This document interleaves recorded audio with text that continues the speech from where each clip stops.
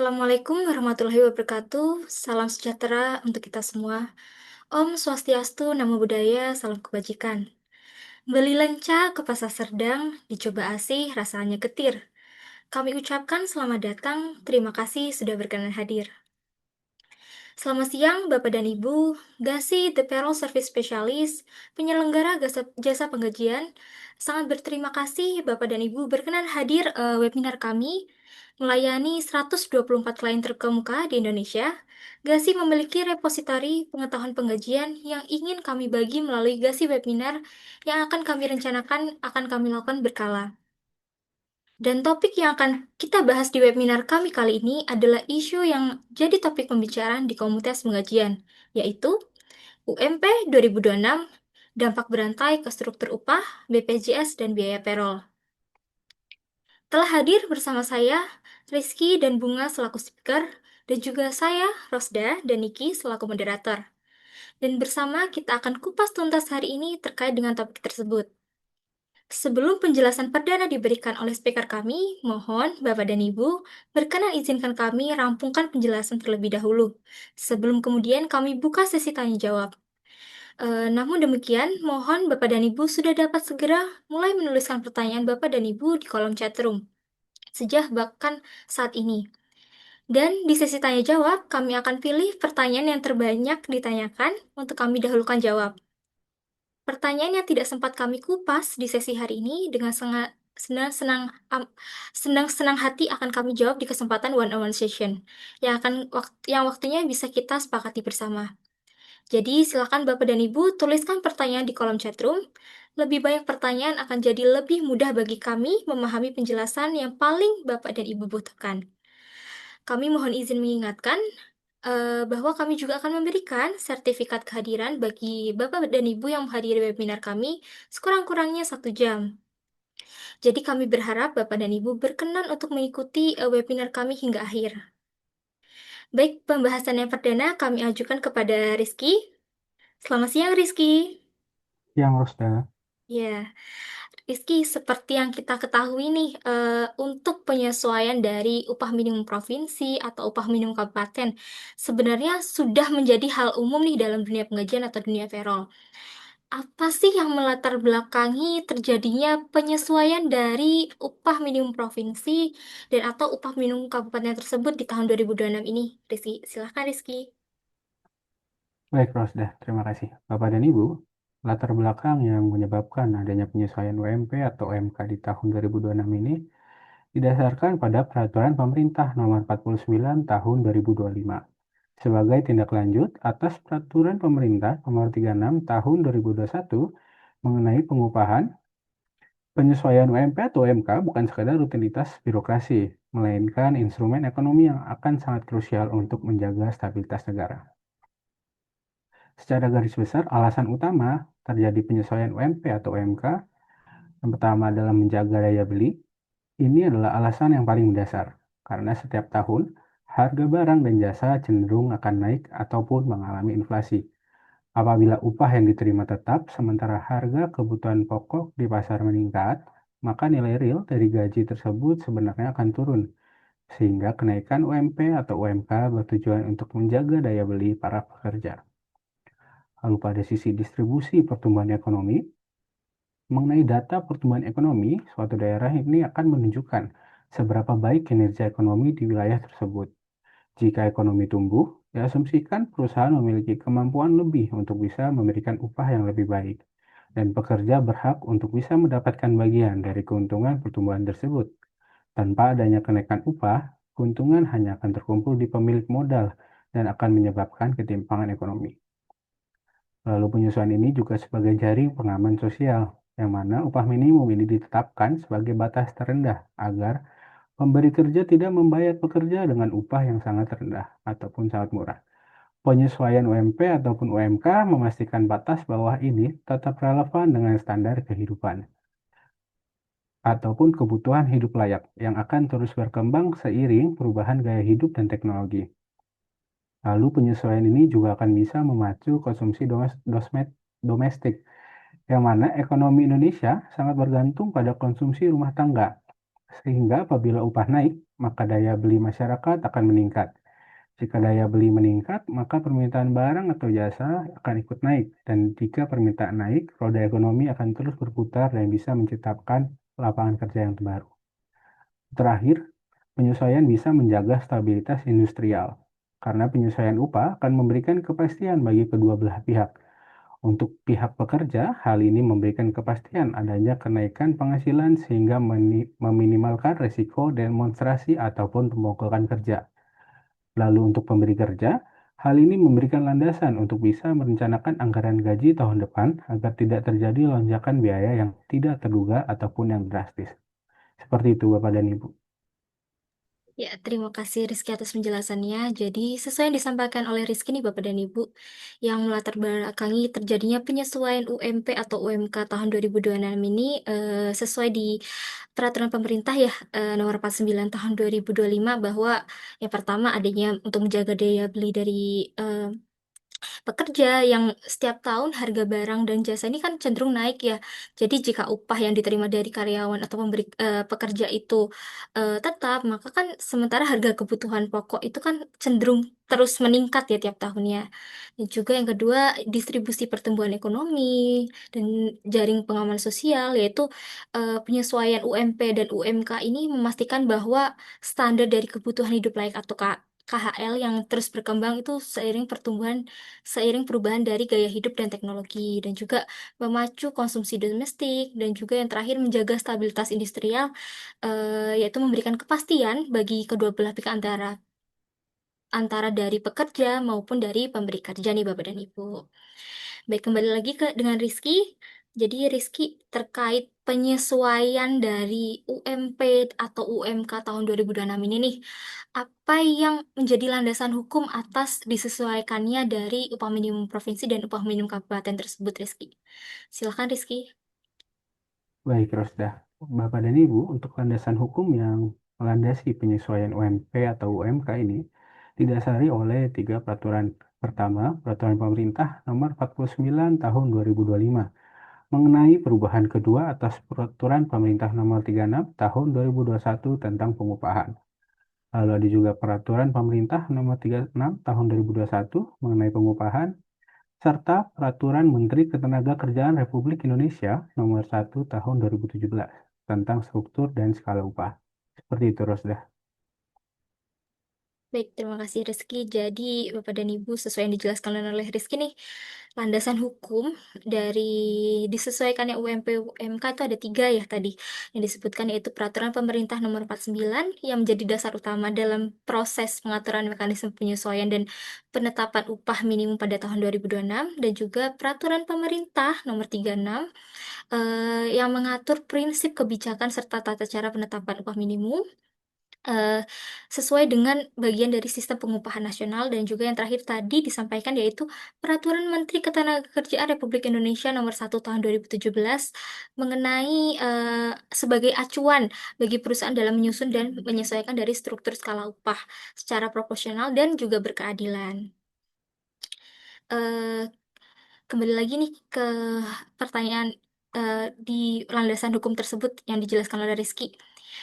Apa saja poin-poin nih perubahan pada Peraturan Pemerintah Nomor 49 Tahun 2025 yang mempengaruhi dari penyesuaian dari UMP dan UMK tahun 2026 ini, Rizky? Silakan, Rizky. Baik, Rosda. Bapak dan Ibu, kenaikan upah minimum provinsi UMP ataupun upah minimum kabupaten atau kota di tahun 2026 di Indonesia ini tidak diputuskan secara sembarang, melainkan melalui formulasi matematis yang diatur dalam regulasi pemerintah seperti Peraturan Pemerintah Nomor 49 Tahun 2025 yang merupakan perubahan kedua atas Peraturan Pemerintah Nomor 36 Tahun 2021 mengenai upaya pemerintah untuk bisa menyesuaikan aturan pengupahan agar lebih adil bagi para pekerja. Adapun beberapa poin utama perubahannya adalah adanya kenaikan indeks alfa. Indeks alfa merupakan variabel yang mewakili besarnya kontribusi tenaga kerja terhadap pertumbuhan ekonomi di suatu daerah. Indeks alfa yang sebelumnya berada di rentang 0,1 sampai dengan 0,3 kini dinaikkan secara signifikan menjadi 0,5 sampai dengan 0,9.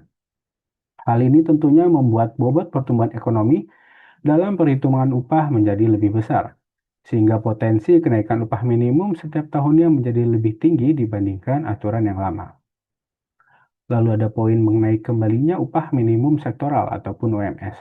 Peraturan pemerintah ini menghidupkan kembali upah minimum sektoral, yang mana gubernur kini wajib menetapkan upah minimum sektoral provinsi dan dapat menetapkan upah minimum sektoral kabupaten atau kota. Ini berarti sektor industri tertentu yang memiliki produktivitas tinggi dapat memiliki standar upah di atas UMP ataupun UMK umum. Lalu terdapat penekanan pada kebutuhan hidup layak. Dalam menentukan nilai alfa, Dewan Pengupahan kini wajib mempertimbangkan perbandingan antara upah minimum dengan kebutuhan hidup layak. Ini bisa mengembalikan fungsi upah sebagai pemenuh kebutuhan dasar, bukan hanya sekedar indikator untuk ekonomi makro. Lalu adanya pelindungan agar upah tidak turun, aturan ini menegaskan bahwa upah minimum tidak boleh turun dan tetap untuk menggunakan nilai upah tahun berjalan. Dan terakhir ada struktur dan skala upah, yang mana pemberi kerja diwajibkan lebih ketat dalam menyusun dan menerapkan struktur dan skala upah. Seperti itu, Rosda. Baik, terima kasih Rizky untuk penjelasannya. Jadi, Bapak dan Ibu, poin-poin utama dari perubahan pada Peraturan Pemerintah Nomor 49 Tahun 2025 yang mempengaruhi nih penyesuaian dari upah minimum provinsi dan upah minimum kabupaten atau kota tahun 2026 ini ada beberapa nih. Yang pertama yang dijelaskan yaitu kenaikan indeks alfa yang sebelumnya dari berada di rentang 0,1 sampai 0,3 kemudian berubah menjadi rentangnya dari 0,5 sampai dengan 0,9 dan juga terdapat kembalinya upah minimum upah minimum sektoral atau UMS yang eh, mana gubernur ini wajib menetapkan ya upah minimum sektoral bagi provinsi maupun kabupaten dan kota, dan juga penekanan pada kebutuhan hidup layak ya Bapak dan Ibu, dan juga perlindungan agar upah tidak turun. Jadi setiap tahun dalam setiap tahun upah tersebut harus terdapat kenaikan, dan juga yang terakhir struktur skala upah yang pemberi kerja ini harus dapat mewajibkan menyusun dan menerapkan dari struktur skala upah tersebut nih Bapak dan Ibu. Baik, kembali lagi nih ke Rizky. Berdasarkan penjelasan sebelumnya mengenai latar belakang dan poin-poin perubahan yang menyebabkan adanya penyesuaian UMP atau UMK di PP nomor 49 tahun 2025, bisa dijelaskan nggak terlebih dahulu mengenai apa sih definisi dari upah minimum provinsi dan juga upah minimum kabupaten tersebut, Rizky? Silahkan, Rizky. Baik, Bapak dan Ibu, sebelum saya membahas lebih lanjut mengenai pengertian UMP dan UMK, kita perlu lebih dahulu mengetahui definisi upah itu sendiri.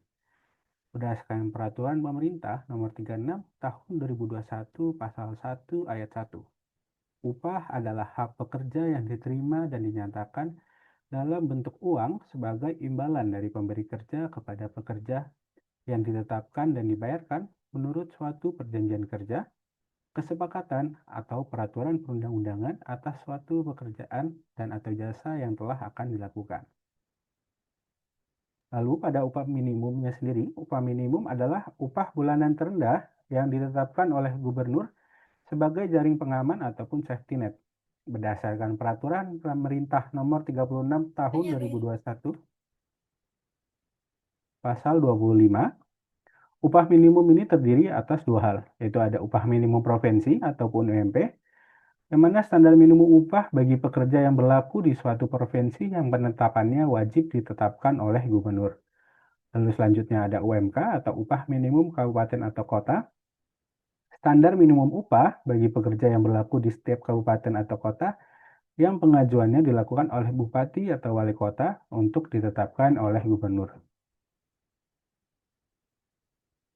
Ya Mas Rizky, mohon maaf karena suaranya kecil, mungkin boleh dibantu? Oke.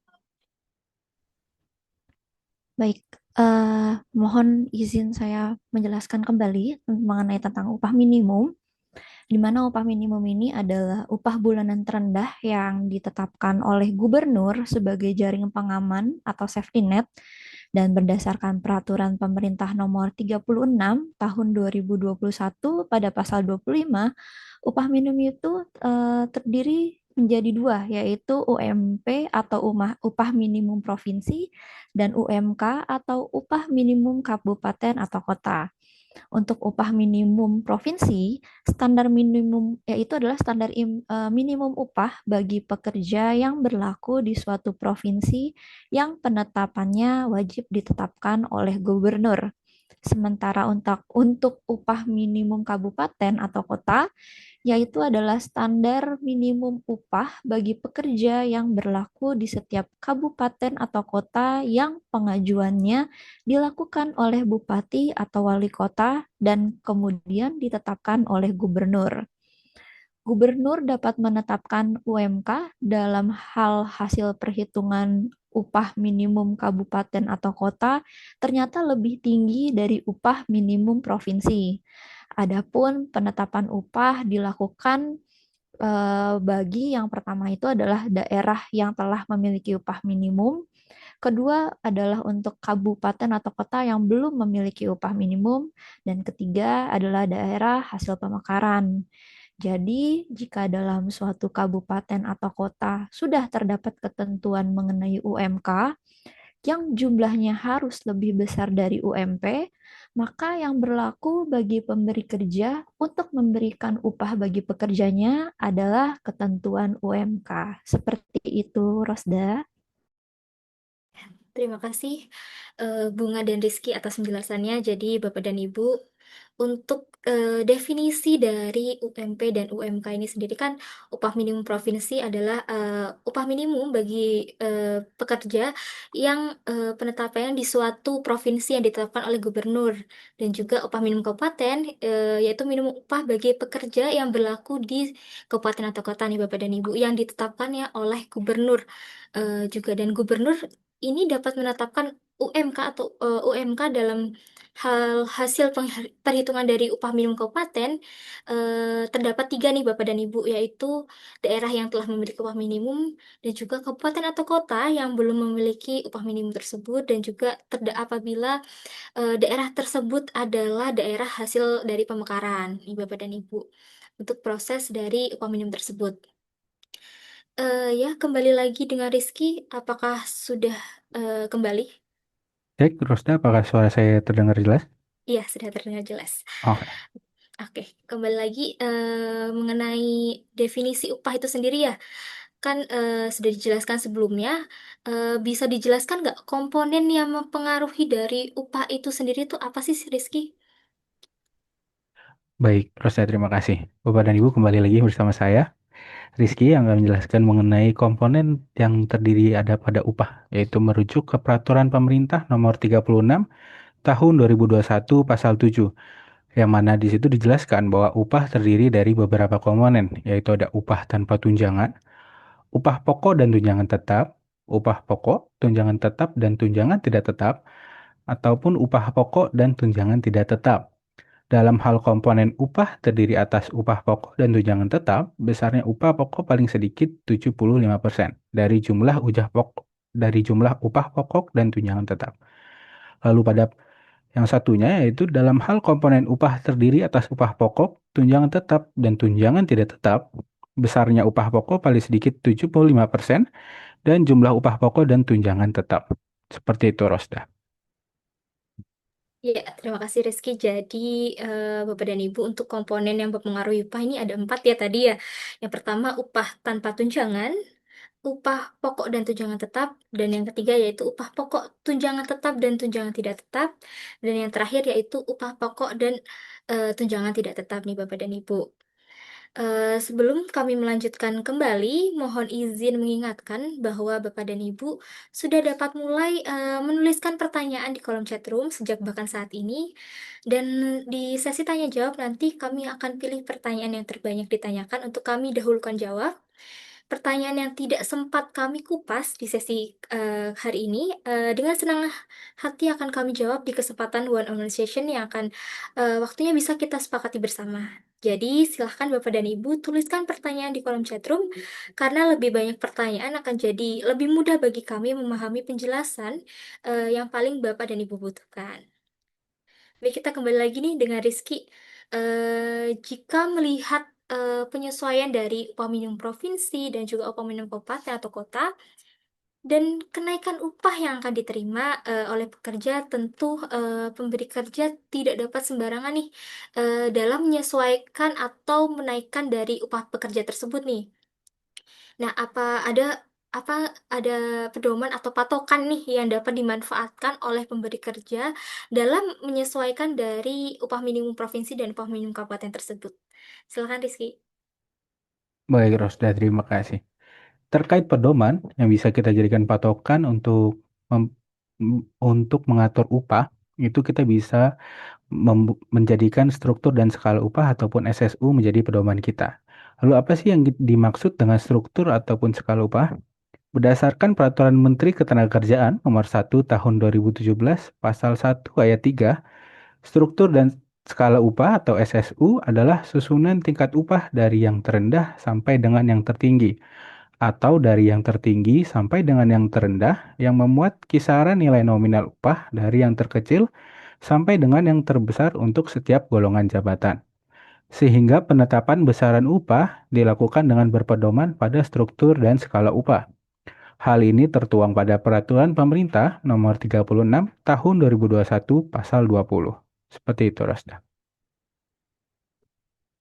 Ya, terima kasih Rizky atas penjelasannya. Jadi, Bapak Ibu nih sebagai tim payroll atau tim HR nih ya. Jadi, kalau untuk proses untuk pedoman dan patokan untuk proses penaik untuk proses menyesuaikan atau menaikkan upah pekerja, Bapak Ibu bisa merujuk ke Peraturan Pemerintah Nomor 36 Tahun 2021 Pasal 20. Jadi, di situ tertera mengenai struktur skala upah atau SSU untuk nominal upah yang dari yang terkecil hingga yang terbesar sesuai dengan dari golongan jabatan tertentu, golongan dari jabatan pada perusahaan Bapak dan Ibu. Baik, terima kasih Rizky atas penjelasan yang telah diberikan. Selanjutnya, saya akan beralih ke speaker berikutnya, yaitu Bunga. Selamat siang, Bunga. Selamat siang, Rosda. Baik, Bunga. Jadi kan sudah dijelaskan nih sebelumnya oleh Rizky mengenai apa itu struktur skala upah dan juga fungsinya. Bisa tolong dijelaskan nggak siapa yang menerapkan struktur skala upah tersebut atau SSU dan diperuntukkan kepada siapa sih SSU tersebut? Silakan Bunga. Baik, terima kasih Rosda atas pertanyaannya. Jadi untuk penerapan struktur dan skala upah atau SSU ini sudah tentu eh, ditetapkan oleh siapa sih yang menentukan dan diperuntukkan untuk siapakah si SSU ini. Jadi kalau kita lihat berdasarkan peraturan pemerintah nomor 36 tahun 2021 pada pasal 21 ayat 1 dan ayat 2, dalam menetapkan struktur dan skala upah, pemberi kerja adalah pihak yang bertanggung jawab atas hal ini. Jadi pemberi kerja wajib menyusun dan menerapkan struktur dan skala upah dengan memperhatikan kemampuan pemberi kerja dan produktivitasnya.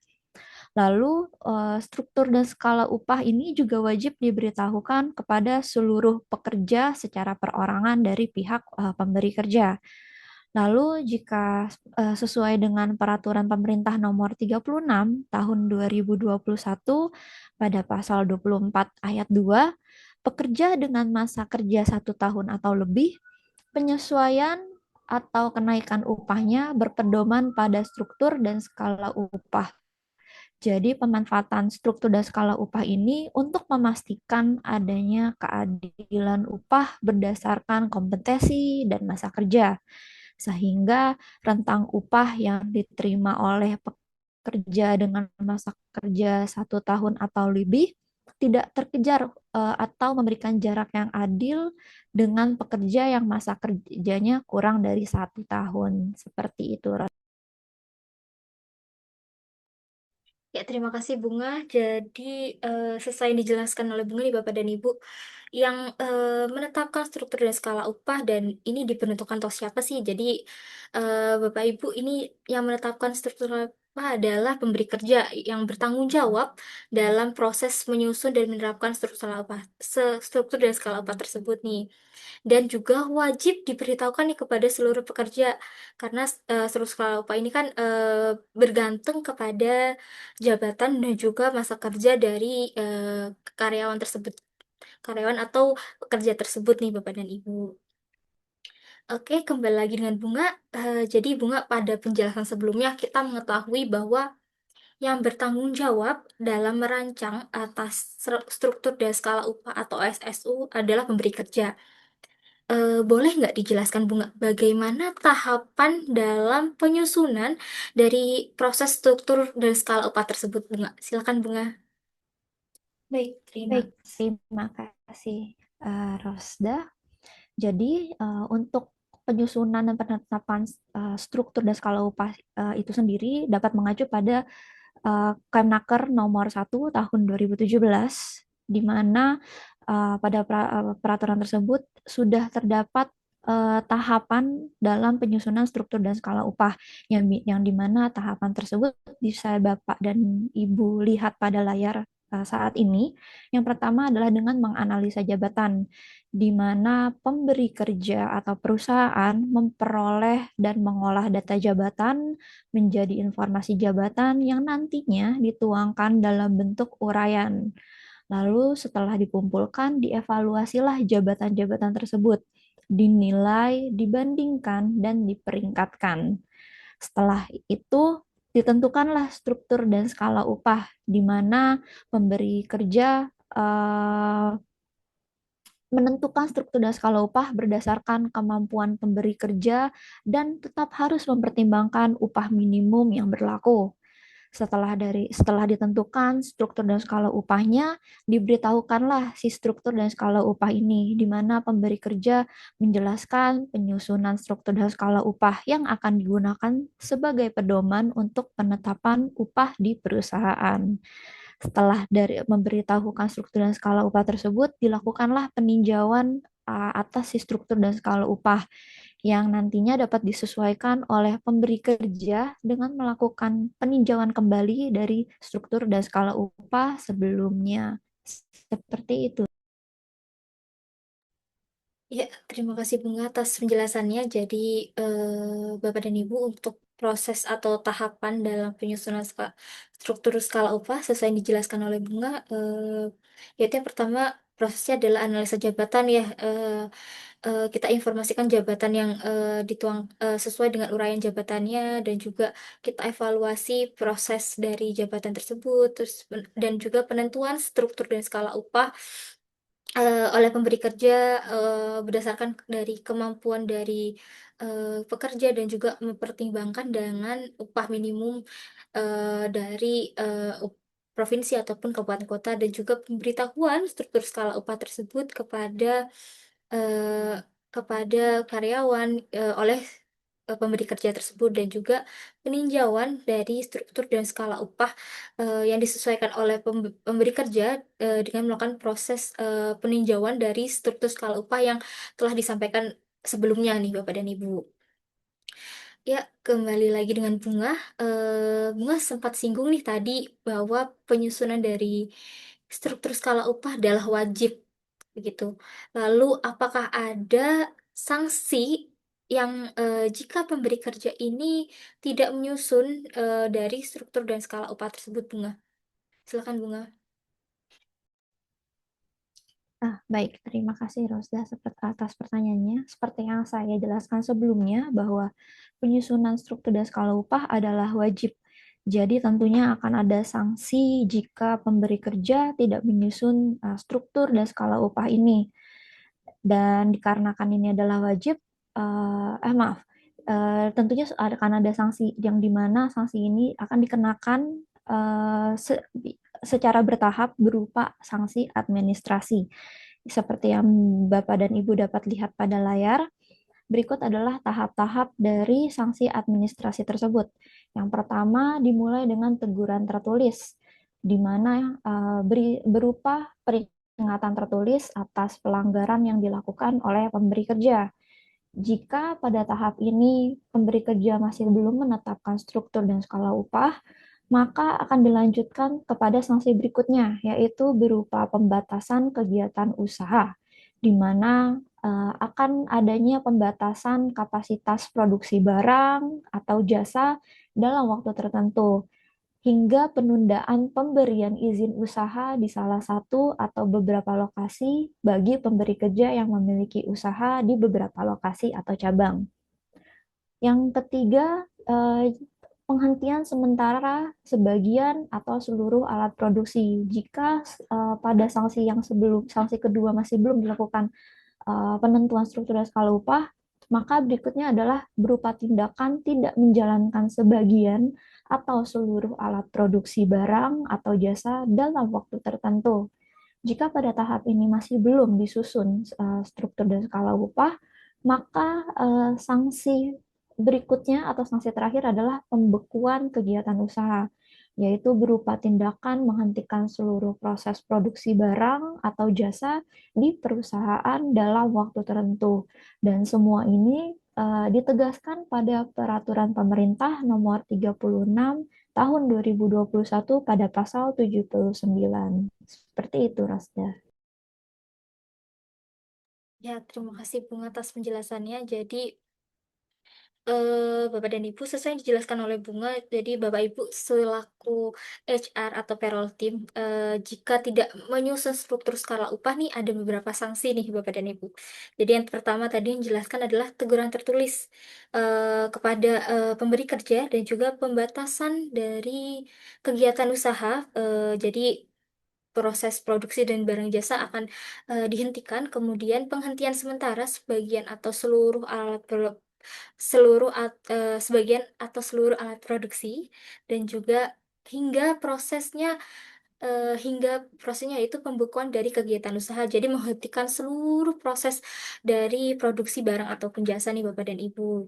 Jadi Bapak dan Ibu sebagai payroll dan HR harus melakukan proses untuk struktur dan skala upah tersebut di Bapak dan Ibu. Baik, kembali lagi dengan Bunga nih. Jadi mengingat penyesuaian dari upah minimum provinsi dan juga upah minimum kabupaten atau kota di tahun 2026 ini memiliki kenaikan yang cukup signifikan ya Bunga. Apakah kenaikan ini berdampak pada proses payroll atau penggajian yang dilakukan oleh pemberi kerja nih Bunga? Silakan Bunga. Baik, Rasda, terima kasih.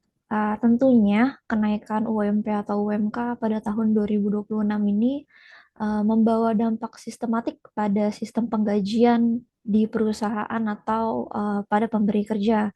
Dampaknya tentu tidak hanya sebatas kenaikan gaji pokok, tetapi juga memicu efek domino pada komponen pajak dan iuran wajib lainnya.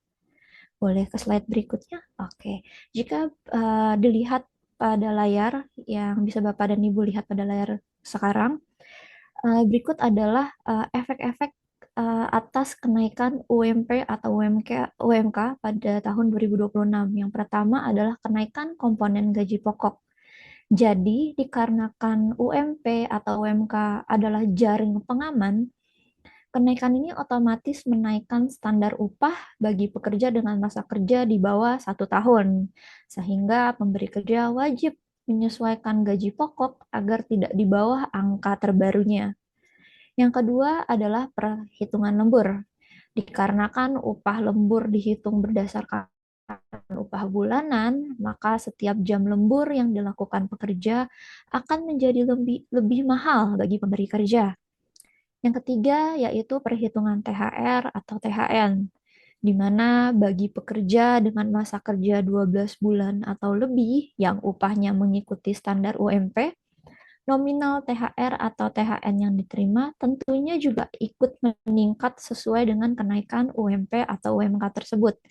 Sementara bagi pegawai dengan masa kerja kurang dari 12 bulan, THR atau THN-nya akan dihitung secara proporsional berdasarkan UMP atau UMK terbaru. Yang keempat yaitu berupa efek domino pada iuran BPJS. Di sini mencakup BPJS Kesehatan dan BPJS Ketenagakerjaan, di mana batas upah dan batas bawah iuran BPJS akan menyesuaikan dengan tren upah minimum terbaru. Untuk BPJS Kesehatan, apabila upah naik, maka otomatis nominal iuran yang dipotong dan dibayar oleh pemberi kerja juga ikut naik. Sementara untuk BPJS Ketenagakerjaan sama seperti BPJS Kesehatan, namun khusus untuk jaminan hari tua atau JHT, batas maksimal upah yang didebet biasanya naik setiap tahun mengikuti pertumbuhan ekonomi dan inflasi. Berikutnya yaitu adalah perubahan perhitungan PPh 21, di mana kenaikan UMP atau UMK tahun 2026 yang cukup signifikan tentunya berpotensi membuat lebih banyak pekerja masuk ke dalam kategori wajib pajak. Pekerja yang sebelumnya memiliki upah di bawah atau mepet dengan PTKP atau penghasilan tidak kena pajak, kini mungkin melewati ambang batas tersebut.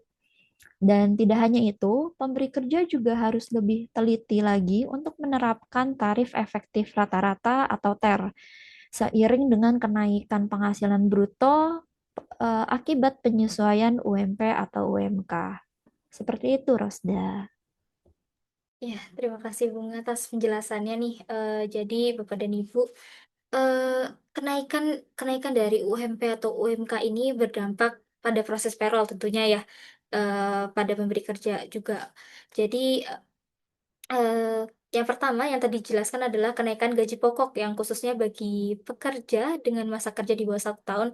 Jadi agar sesuai dengan standar upah minimum dan juga akan terjadi kenaikan pada perhitungan lembur nih bagi pekerja tersebut karena kan perhitungan lembur tersebut menggunakan base-nya yaitu upahnya ya menggunakan full basic salary. Jadi otomatis apabila terdapat kenaikan gaji pokok, perhitungan lembur tersebut akan naik dan juga perhitungan dari BPJS, BPJS Kesehatan maupun BPJS Ketenagakerjaan karena BPJS tersebut menggunakan upah dari basic salary tersebut yang apabila naik tersebut maka akan terdapat kenaikan porsi BPJS karyawan maupun porsi BPJS ketenagakerjaannya dan perusahaan maksud saya mohon maaf dan juga akibat dari kenaikan dari gross income tersebut eh,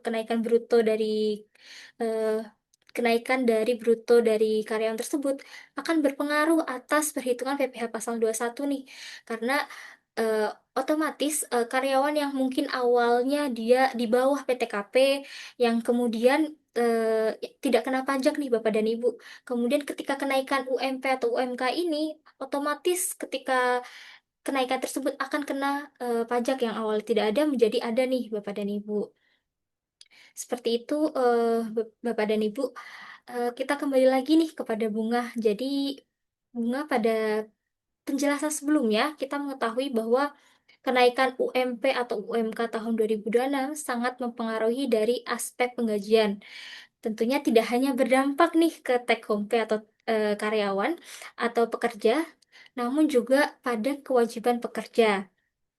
Mungkin contohnya BPJS porsi karyawan ya. Apakah ada cara untuk menyampaikan hal ini kepada karyawan bahwa atas kenaikan hal tersebut di Bunga? Silakan Bunga. Baik, terima kasih Rosda atas pertanyaannya. Tentunya sebagai pemberi kerja pada HR, diperlukannya strategi komunikasi yang baik dalam menyampaikan perubahan, penyesuaian, atau kenaikan UMP atau UMK ini kepada pekerjanya. Dan strategi komunikasi ini merupakan langkah krusial untuk menjaga moral dan stabilitas hubungan industrial. Mengingat kenaikan UMP atau UMK 2026 yang cukup signifikan, komunikasi menjadi salah satu bisa memicu ekspektasi yang terlalu tinggi bagi pekerjanya. Jika dilihat pada layar Bapak dan Ibu, ini adalah strategi komunikasi yang dinilai efektif dan profesional. Yang pertama adalah transparansi formula dan aturan atau kepatuhan hukum, di mana pemberi kerja menjelaskan kepada pekerjanya bahwa kenaikan ini adalah bentuk kepatuhan pemberi kerja terhadap regulasi pemerintah. Penyesuaian standar upah minimum ini untuk menjaga daya beli seluruh pekerja. Lalu lampirkan ringkasan singkat mengenai komponen inflasinya, pertumbuhan ekonomi, dan indeks alfa dalam pengumuman resmi agar pekerja dapat memahami dasar perhitungannya dan tidak sekedar dan memahami bahwa ini bukan sekedar keinginan pemberi kerja. Yang kedua adalah penekanan pada struktur dan skala upah. Normalnya dan biasanya pekerja dengan masa kerja yang bertahun-tahun seringkali merasa cemas jika upah pekerja baru mendekati atau menyusul gaji mereka. Maka pemberi kerja dapat mengkomunikasikan bahwa pemberi kerja tidak hanya menaikkan UMP atau UMK, tetapi juga telah melakukan peninjauan struktur dan skala upah, di mana struktur dan skala upah ini akan menjadi pedoman bagi pemberi kerja dalam menyesuaikan upah untuk terutama untuk pekerja dengan masa kerja 12 bulan atau lebih. Lalu komunikasi melalui total reward statement, di mana pemberi kerja tidak hanya berbicara soal kenaikan gaji bersih atau take home pay pekerja. Seringkali pekerja tidak sadar nih beban yang ditanggung pemberi kerja juga naik di sektor lain. Jadi saat memberikan slip gaji atau surat penyesuaian gaji kepada pekerja, alangkah baiknya untuk menyertakan rincian kenaikan iuran BPJS Kesehatan, terutama pada porsi karyawan, lalu BPJS Ketenaga Kerjaan, khususnya JHT juga pada porsi karyawannya, lalu PPh 21 yang dipotong atas penghasilan karyawan, dan juga nominal THR atau THN yang juga ikut naik. Kenapa sih rincian-rincian ini perlu disertakan pada slip gaji pekerja? Tujuannya adalah agar pekerja melihat bahwa kenaikan yang mereka terima sebenarnya lebih besar dari sekedar angka yang masuk ke rekening bank mereka. Yang keempat yaitu menggunakan pendekatan bertingkat, di mana tugas HR untuk menjelaskan akan terjadinya penyesuaian UMP atau UMK kepada pekerja secara umum, lalu diikuti atau ditindaklanjuti dengan manajer menjelaskan secara personal kepada pekerja atau anggota timnya bahwa kenaikan setiap orang bisa berbeda-beda tergantung performa dan aturan, struktur, dan skala upah. Yang kelima adalah dengan menghubungkan kenaikan dengan produktivitas, yaitu dengan membangun pola pikir bahwa kesejahteraan pekerja dan keberlanjutan bisnis adalah dua hal yang saling mendukung. Seperti itu, Rosda. Ya, terima kasih Bunga atas penjelasannya. Jadi, Bapak dan Ibu, untuk kenaikan dari upah minimum provinsi atau dan juga upah minimum kabupaten atau kota pada tahun 2026 ini perlu ya dikomunikasikan secara tepat agar pekerja memahami bahwa dampaknya tidak hanya pada take home pay atau THP karyawan, tapi juga pada kewajiban pekerja. Nah, strategi komunikasinya seperti yang disampaikan oleh Bunga tadi nih, pendekatan yang dapat dilakukan antara lain dengan menjelaskan dasar hukum dan formula kenaikan upah dan secara transparan, menegaskan peninjauan struktur dan skala upah atau SSU untuk menjaga keadilan dari internal nantinya, dan juga menggunakan total real statement ya agar pekerja memahami nilai kenaikan secara menyeluruh, termasuk otomatis kenaikan pada BPJS, pajak, dan juga THR dan THN. Selain itu, kita harus lakukan juga komunikasi nih bertingkat melalui HR dan manajer untuk membantu memberikan pemahaman yang konsisten dari secara personal kepada pekerja tersebut nih. Dan juga yang tadi terakhir ya, yaitu menghubungkan kenaikan upah dengan produktivitas dan keberlanjutan dari bisnis. Jadi agar pekerja melihat sebagai bagian dari pertumbuhan bersama. Jadi pekerja bertumbuh dan pemberi kerja juga akan tetap bertumbuh juga nih. Bapak dan Ibu. Baik, jelang saya minta Rizky untuk memberikan rangkuman ringkas dan kesimpulan atas bincang-bincang kita hari ini, mengingatkan kembali Bapak dan Ibu. Tersisa beberapa menit untuk tuliskan pertanyaan di kolom chatroom. Pertanyaan yang terbanyak ditanyakan akan kami prioritaskan untuk kami bedah bersama nih Bapak dan Ibu. Dan pertanyaan tidak terjawab di sesi hari ini dengan senang hati akan kami layani di one on one session di waktu terpisah yang silahkan kita sepakati bersama nih Bapak dan Ibu. Baik, Rizky, bisa Rizky jelaskan untuk rangkuman dan kesimpulan atas bincang-bincang tips dan trik penggajian kita siang hari ini? Silakan Rizky. Baik, terima kasih Rosda. Bapak dan Ibu, kesimpulan atas bincang-bincang tips and trik penggajian pada hari ini, itu ada beberapa, yang mana penyesuaian UMP atau UMK bertujuan untuk bisa menjaga daya beli, stabilitas industri, ataupun pertumbuhan ekonomi. Penetapan UMP atau UMK di 2026 berlandaskan kepada PP nomor 49 tahun 2025, Peraturan Pemerintah Nomor 36 Tahun 2021, dan Peraturan Menteri Ketenagakerjaan Republik Indonesia Nomor 1 Tahun 2017. Poin-poin yang mempengaruhi penyesuaian UMP atau UMK tahun 2026 adalah kenaikan indeks alfa, kembalinya upah minimum sektoral, penekanan pada kebutuhan hidup layak, perlindungan agar upah tidak turun dan struktur dan skala upah. Penyesuaian atau kenaikan upah pekerja tidak hanya berpatokan pada UMP atau UMK yang berlaku, tapi juga harus berpedoman kepada SSU yang disusun oleh pemberi kerja. Penyusunan SSU melalui tahap analisa jabatan, evaluasi jabatan, penentuan SSU, pemberitahuan SSU, dan peninjauan SSU. Terdapat sanksi administratif apabila pemberi kerja tidak menyusun struktur skala upah, yaitu mulai dari teguran tertulis, pembatasan kegiatan usaha, penghentian sementara atau sebagian untuk seluruh alat produksi, hingga dengan pembukuan kegiatan usaha.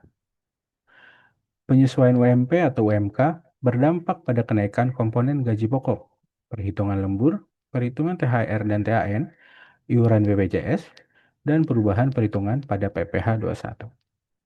Seperti itu, Rosda. Ya, terima kasih Rizky untuk rangkuman dan kesimpulan atas bincang-bincang tips dan trik penggajian kita hari ini.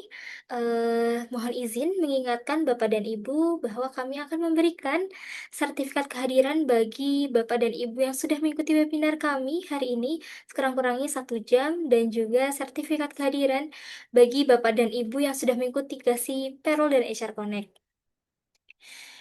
Bagi Bapak dan Ibu yang belum mengikuti Gasi dan Payroll HR Connect, Bapak Ibu bisa mengklik link yang kami bagikan pada kolom chatroom yang terlihat pada layar Zoom Bapak dan Ibu. Dan izinkan kami mengundang Bapak dan Ibu untuk mengikuti webinar kami selanjutnya yang akan kami rencanakan pada tanggal 4 Februari 2026 dengan topik terpilih yaitu Administrasi Pajak Karyawan 2026, NPWP 16 digit, validasi NIK, dan juga status pajak wanita kawin. Lalu Bapak dan Ibu bisa mengikuti produk demo kami yang akan kami jadwalkan pada setiap hari pukul 3 sampai 4 sore, dan Bapak Ibu bisa mendaftarkan diri melalui link yang akan kami bagikan pada kolom chatroom atau yang terlihat pada layar Zoom Bapak dan Ibu. Selanjutnya, bila Bapak dan Ibu memiliki pertanyaan lebih lanjut mengenai produk kami, Bapak Ibu bisa menghubungi melalui kontak info yang kami bagikan pada kolom chatroom atau yang terlihat pada layar Zoom Bapak dan Ibu. Baik Bapak dan Ibu, kita jelang sesi tanya jawab nih. Niki, selaku moderator akan bacakan pertanyaan terpilih untuk kita bahas bersama. Silakan Niki. Baik, Rosda, terima kasih untuk waktunya. Selanjutnya, saya akan bacakan pertanyaan terpilih yang Bapak dan Ibu sudah ajukan pada kolom chatroom, dan kemudian akan kita bahas bersama pada sesi kali ini. Untuk pertanyaan yang pertama, di sini ada pertanyaan dari saudara Nadia. Adakah ketentuan mengenai kapan upah harus dibayarkan kepada pekerja atau buruh? Silakan teman-teman.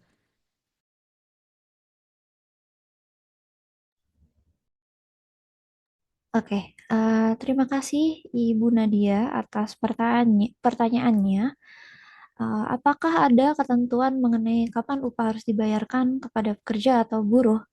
Jika kita merujuk kepada Peraturan Pemerintah Nomor 36 Tahun 2021 pada pasal 55, pengusaha wajib membayar upah pada waktu yang telah diperjanjikan antara pengusaha dan pekerja atau buruh dalam hal hari atau tanggal yang telah disepakati jatuh pada hari libur atau hari istirahat mingguan, maka pelaksanaan pembayaran upahnya diatur dalam perjanjian kerja, peraturan perusahaan, atau perjanjian kerja bersama. Jadi, jika upah dapat dibayarkan secara harian, mingguan, atau bulanan. Dan jangka waktu pembayaran upah oleh pengusaha tidak boleh lebih dari 1 bulan. Seperti itu, Ibu. Baik, terima kasih Bunga. Jadi Bapak dan Ibu terkait dengan ketentuan kapan upah harus dibayarkan kepada pekerja, di sini kita bisa merujuk ke Peraturan Pemerintah Nomor 36 Tahun 2021, yaitu pengusaha wajib membayarkan upah sesuai dengan waktu yang telah dijanjikan. Namun, dalam hal hari atau tanggal yang telah disepakati jatuh pada hari libur, maka kita kembalikan kembali ke peraturan perusahaan atau perjanjian kerja bersama.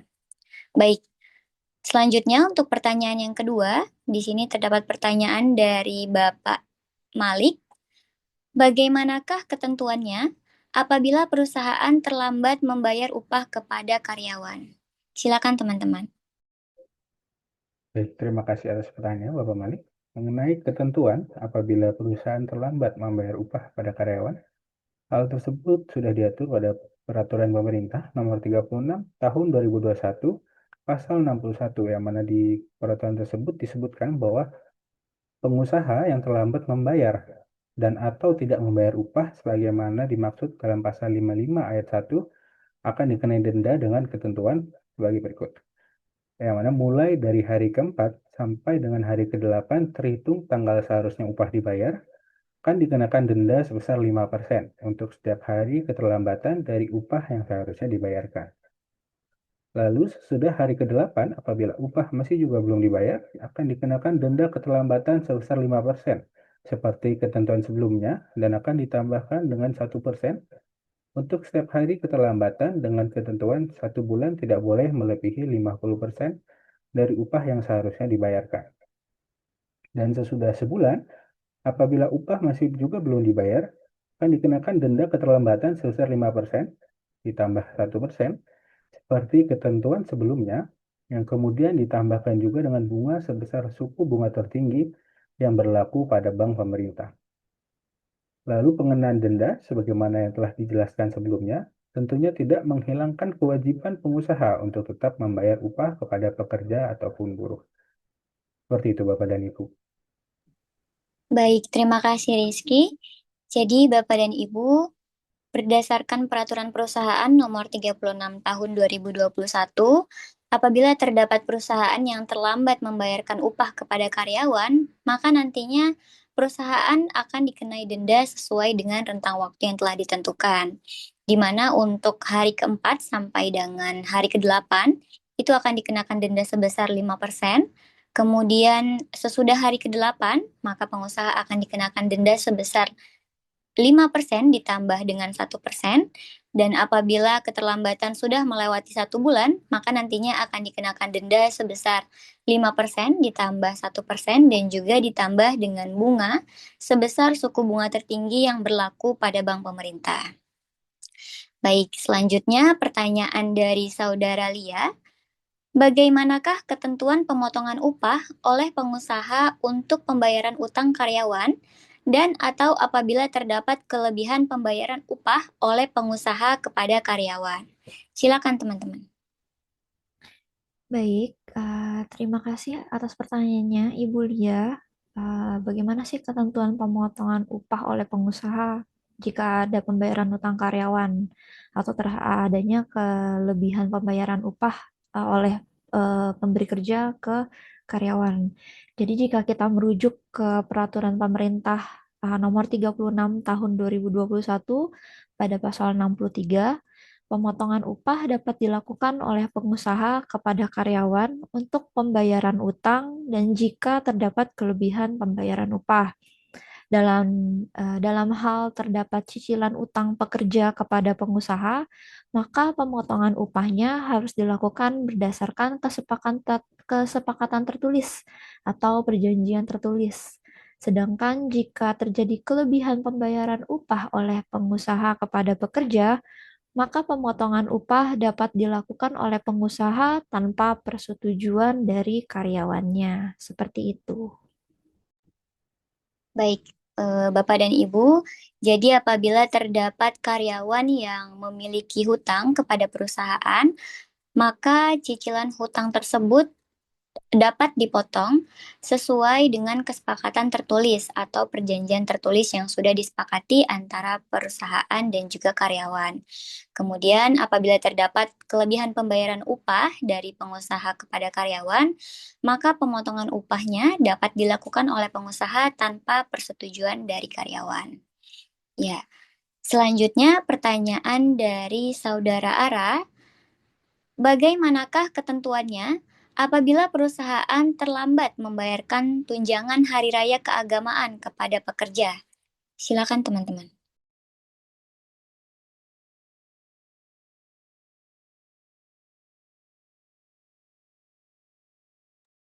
Oke, terima kasih atas pertanyaannya. Lalu bagaimana ketentuannya? Merujuk ke PP nomor 36 tahun 2021 pasal 62 dijelaskan bahwa pengusaha yang terlambat membayar tunjangan hari raya keagamaan kepada pekerja atau buruh akan dikenakan denda sebesar 5% dari total tunjangan hari raya keagamaan yang harus dibayar sejak berakhirnya batas waktu kewajiban pengusaha untuk bisa membayar. Pada nomor 2, pengenaan denda sebagaimana yang telah disampaikan sebelumnya tidak menghilangkan kewajiban pengusaha untuk tetap membayar tunjangan hari raya keagamaan kepada pekerja ataupun buruh. Seperti itu Bapak dan Ibu. Baik, terima kasih Rizky.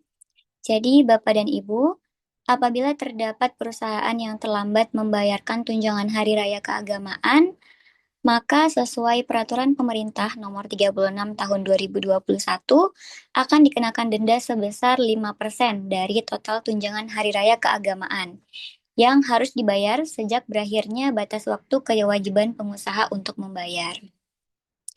Baik, selanjutnya untuk pertanyaan dari Saudara Bita, apakah kenaikan UMP 2026 mempengaruhi iuran BPJS Ketenagakerjaan? Silakan teman-teman. Baik, terima kasih Ibu Bita atas pertanyaannya. Eh, apakah kenaikan UMP 2026 ini mempengaruhi iuran BPJS Ketenagakerjaan? Tentunya jawabannya adalah benar bahwa kenaikan upah pokok atau gaji yang digunakan sebagai dasar perhitungan BPJS Ketenagakerjaan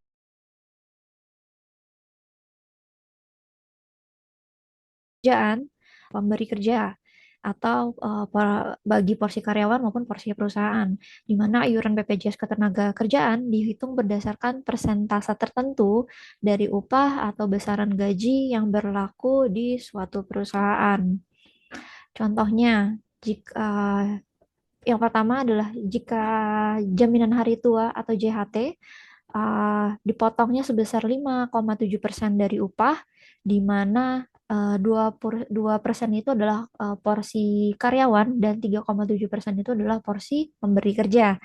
Dan untuk jaminan pensiunnya atau atau JP yaitu sebesar 3%, di mana porsi karyawannya adalah 1% dan porsi pemberi kerja adalah 2%, dengan batas maksimum upah untuk perhitungan iuran jaminan pensiun BPJS Ketenagakerjaan pada tahun 2026 adalah 10.547.400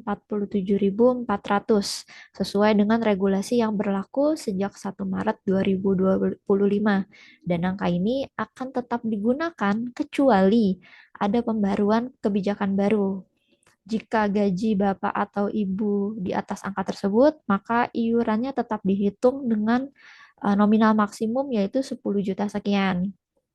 Lalu untuk jaminan kematian yaitu 0,3% yang sepenuhnya ditanggung oleh perusahaan, dan jaminan kecelakaan kerja yang dimulai dari 0,10% hingga 1,74%, di mana persentase ini berbeda-beda tergantung resiko dari lingkungan kerjanya.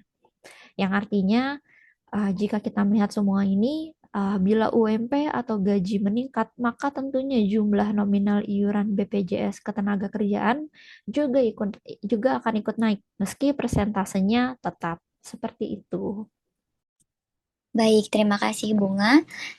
Jadi Bapak dan Ibu, dengan adanya kenaikan UMP 2026 ataupun kenaikan upah pokok, maka akan berpengaruh ke perhitungan BPJS Ketenagakerjaan. Dikarenakan upah atau gaji pokok ini merupakan dasar perhitungan dari BPJS Ketenagakerjaan.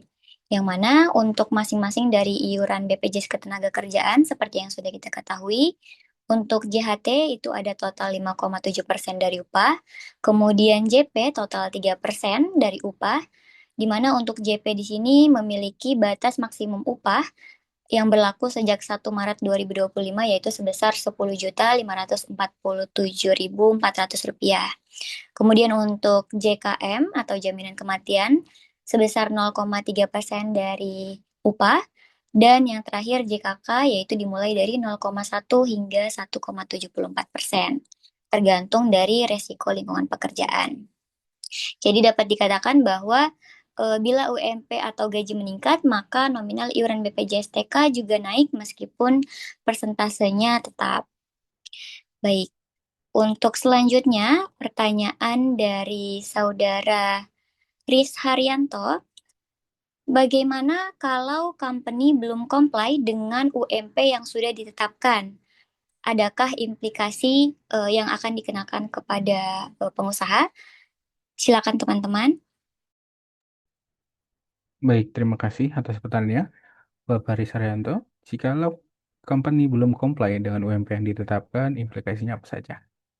Apabila perusahaan tidak comply dengan aturan kenaikan UMP, maka akan ada beberapa sanksi yang dapat dikenakan ke pengusaha. Adapun sanksi yang dikenakan bisa berupa sanksi administratif yang akan dilakukan secara bertahap, yaitu melalui teguran tertulis, berupa peringatan tertulis atas pelanggaran yang dilakukan oleh pemberi kerja, lalu ada pembatasan kegiatan usaha, pembatasan kapasitas produksi barang dan atau jasa dalam waktu tertentu, hingga penundaan pemberian izin usaha di salah satu atau beberapa lokasi bagi pemberi kerja yang memiliki usaha di beberapa lokasi.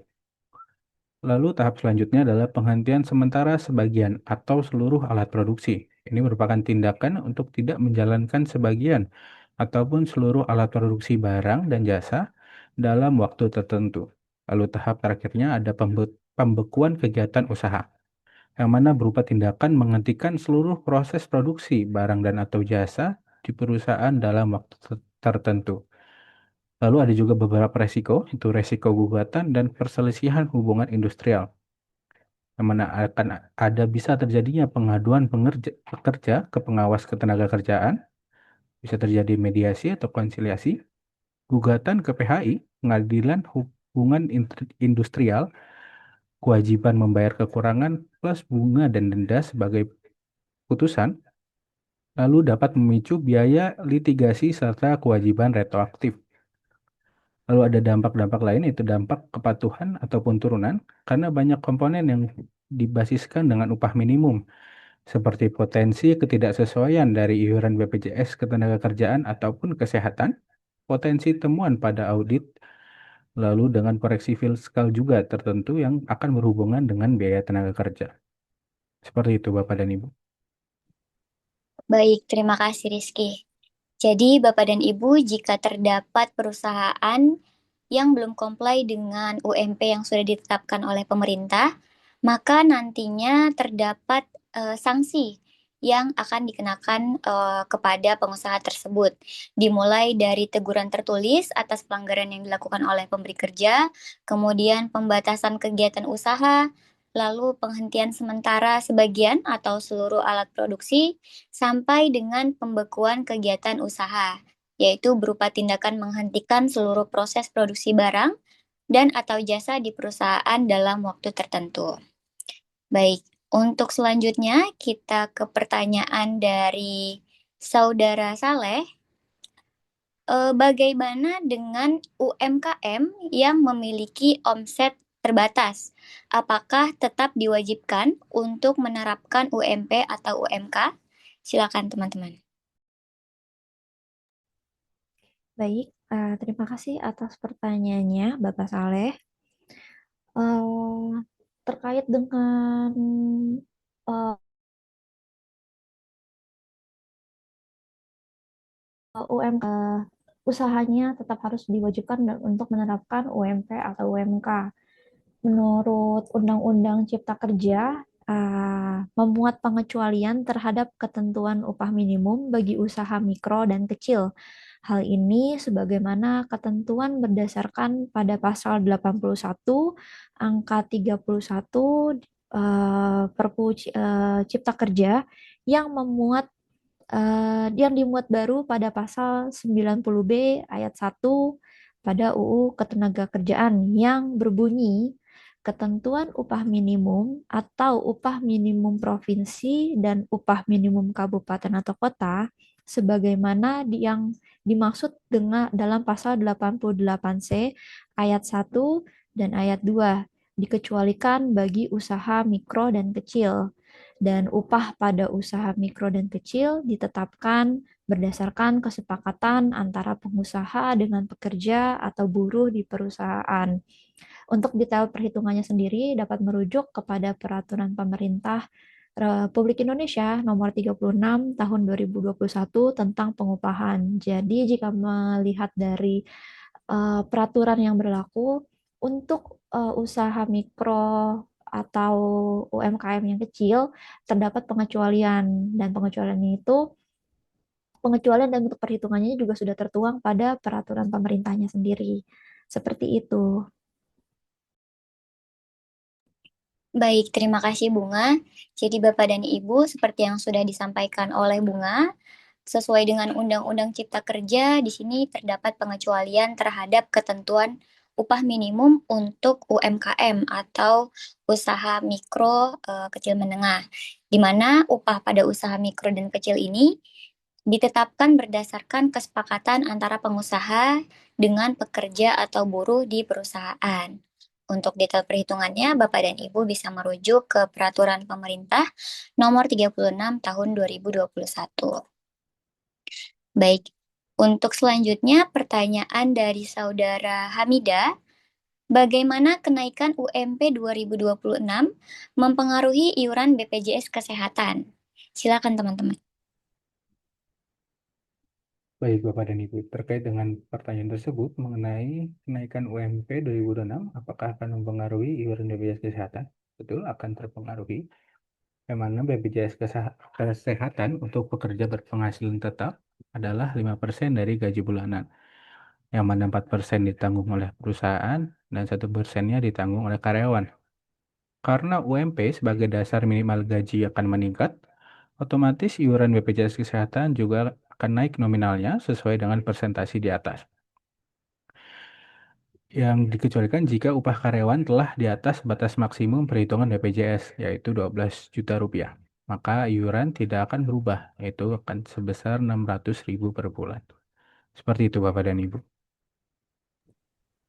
Baik, jadi Bapak dan Ibu, terkait dengan kenaikan UMP tahun 2026, dikarenakan gaji pokok merupakan base dari iuran BPJS Kesehatan, maka untuk iuran BPJS Kesehatan juga naik untuk nominalnya. Namun, jika gaji Bapak dan Ibu sudah berada di atas maksimum, yaitu 12 juta rupiah, maka iuran tidak akan berubah, namun akan tetap sebesar 600.000 per bulan. Baik, untuk selanjutnya, pertanyaan dari Saudara Westi, apakah iuran BPJS Ketenagakerjaan dan iuran BPJS Kesehatan yang dibayar oleh perusahaan ini termasuk ke dalam objek PPh pasal 21? Silakan teman-teman. Baik, terima kasih atas pertanyaannya Ibu Westi. apakah iuran BPJS Tenagakerjaan dan Kesehatan yang dibayar oleh perusahaan termasuk objek PPh 21. Eh, Jika kita melihat dari aturan perpajakan, iuran jaminan kecelakaan kerja, jaminan kematian, dan iuran jaminan kesehatan, yaitu BPJS Kesehatan sebesar 4% yang ditanggung oleh perusahaan, diperlakukan sebagai penambah penghasilan bruto karena dianggap sebagai imbalan dalam bentuk tunjangan yang diterima oleh pegawai dari pemberi kerja sehubungan dengan pekerjaan sehingga dikenai PPh 21. Meskipun iuran tersebut dibayarkan langsung oleh perusahaan kepada BPJS, manfaat dari jaminan tersebut pada akhirnya akan dinikmati oleh pegawai atau ahli warisnya.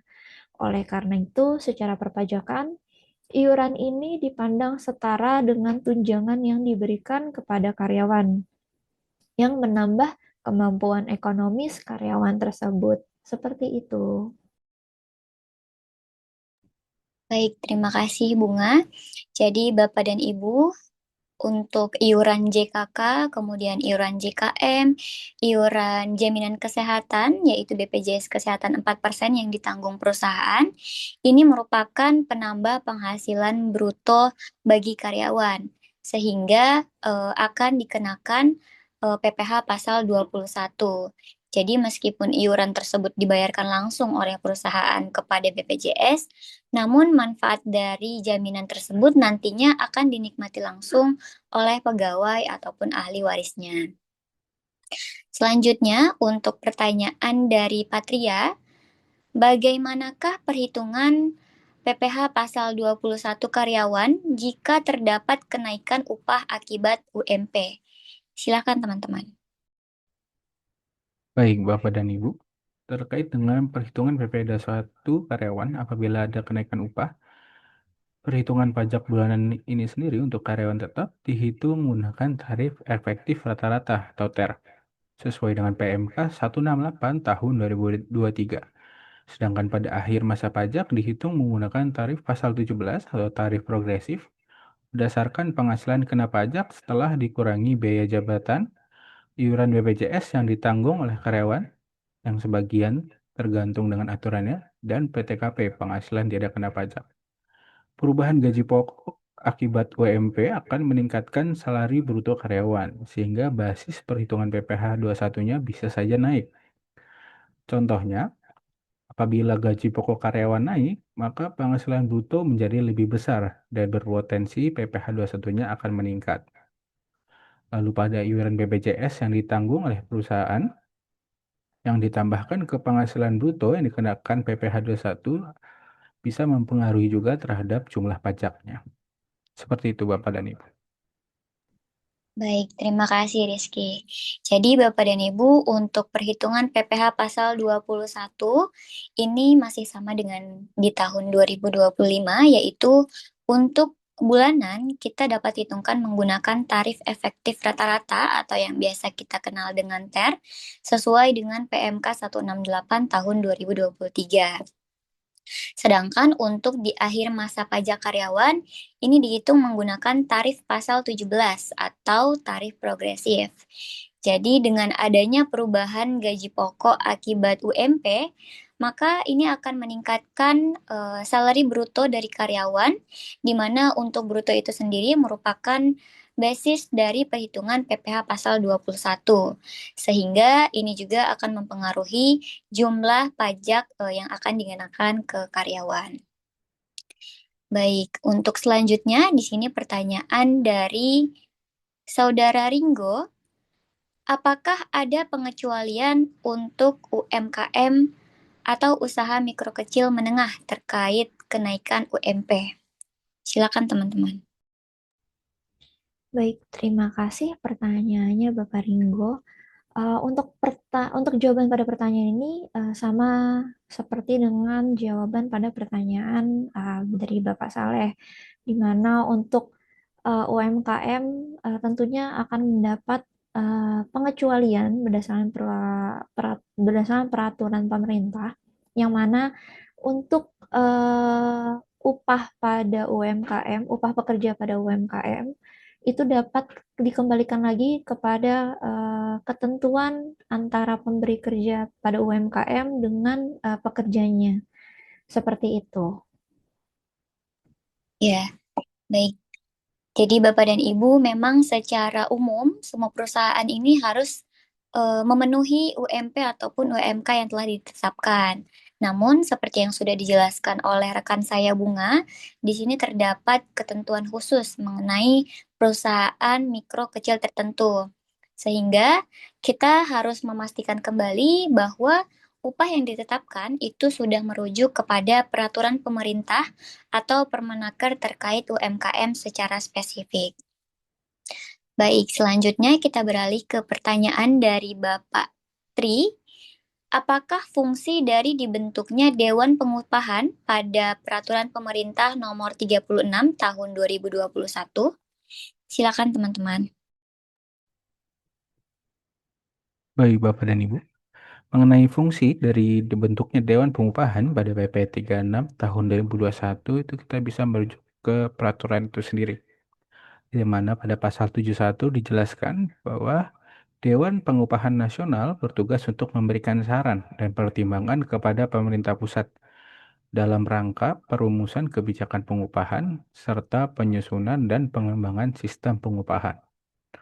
Lalu Dewan Pengupahan Provinsi bertugas untuk memberikan saran dan pertimbangan kepada gubernur dalam rangka penetapan upah minimum provinsi, penetapan upah minimum kabupaten atau kota bagi kabupaten atau kota yang mengusulkan, dan penyiapan bahan perumusan pengembangan sistem pengupahan.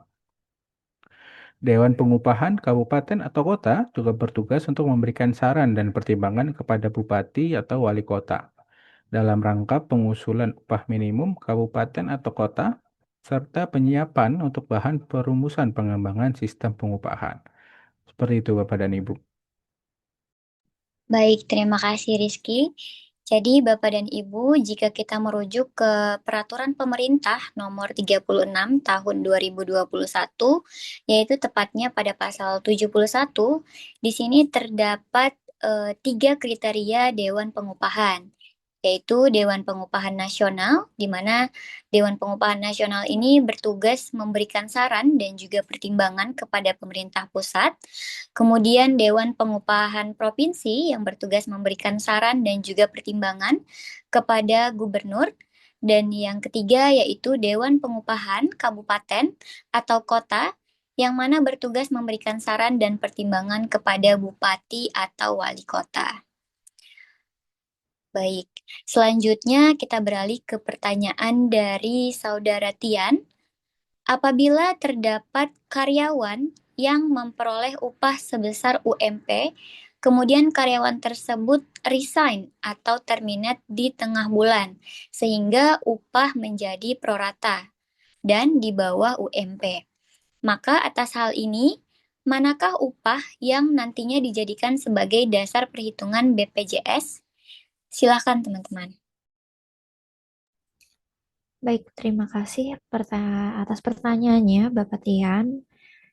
Apabila karyawan terminat di tengah bulan sehingga mendapatkan upah proret dan di bawah UMP, maka untuk perhitungan BPJS ketenagakerjaannya akan menggunakan upah aktual prorata tersebut dengan minimum upahnya adalah sebesar 1 juta.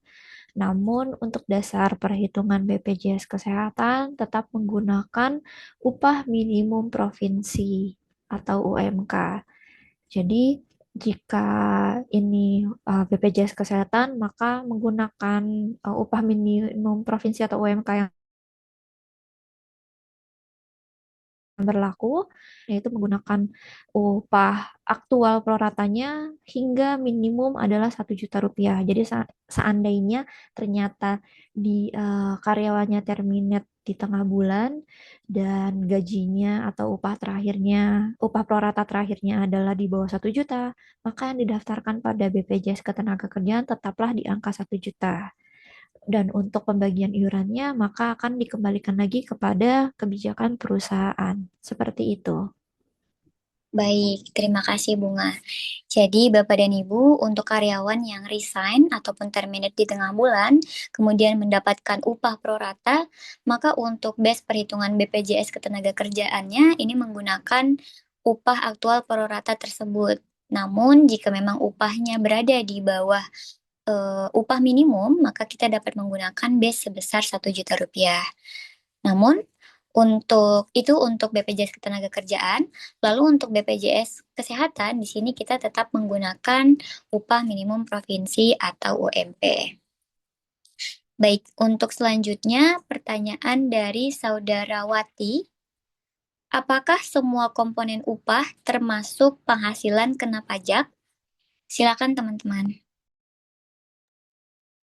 Baik, terima kasih atas pertanyaannya. Terkait hal tersebut, kita perlu mengetahui terlebih dahulu terkait jenis upah yang diterima oleh karyawan. Apakah termasuk dalam kategori objek pajak atau tidak?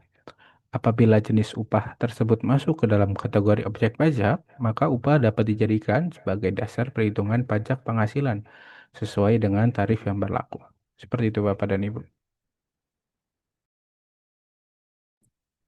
Baik, Bapak dan Ibu, jadi terkait dengan apakah upah di sini termasuk penghasilan kena pajak seluruh komponennya, maka ini kita sesuaikan kembali apakah jenis upah tersebut masuk ke dalam kategori objek pajak atau tidak.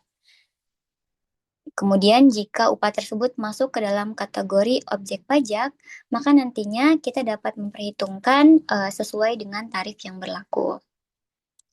Baik, untuk selanjutnya kita beralih ke pertanyaan dari Saudara Ahinora, yaitu bagaimana caranya agar kita sebagai pengusaha tidak selalu merubah struktur skala upah dikarenakan perubahan UMK di setiap tahunnya. Kemudian untuk pertanyaan yang kedua, apakah ada struktur upah tersendiri untuk karyawan kontrak? Silakan teman-teman. Baik, untuk pertanyaan tersebut dari Saudara Ahinora, kuncinya adalah untuk mengenai pada desain struktur ataupun skala upahnya, yang mana banyak perusahaan akhirnya harus revisi setiap tahun dikarenakan struktur upahnya menempel langsung pada UMK. UMK dijadikan acuan semua level jabatan serta tidak adanya rentang atau range gaji per grade-nya. Yang mana sebetulnya secara regulasi, struktur dan skala upah tidak wajib untuk diubah setiap tahun selama masih rasional, adil, dan tidak melanggar upah minimumnya. Jadi ada 3 hal yang bisa dilakukan. Ada beberapa hal yang mana pisahkan antara kebijakan UMK dengan struktur upah. UMK itu hanyalah sebagai safety net ataupun jaring pengaman. Dan struktur upah disusun berdasarkan beberapa hal, yaitu ada pada nilai jabatan, kompetensi, masa kerja, serta dengan kinerjanya, yang mana bukan berdasarkan angka dari UMK semata. Lalu kita bisa menggunakan juga sistem grading ataupun rentang, sehingga ketika UMK naik, kita hanya perlu memastikan bahwa tidak ada gaji yang di bawah dari UMK yang terbaru, serta struktur rentang jadi tidak harus kita ubah semuanya. Lalu kita perlu juga bisa menggunakan formula indeks, bukan menggunakan angka absolut. Dengan contoh, gaji sama dengan UMK dikalikan dengan indeks jabatan.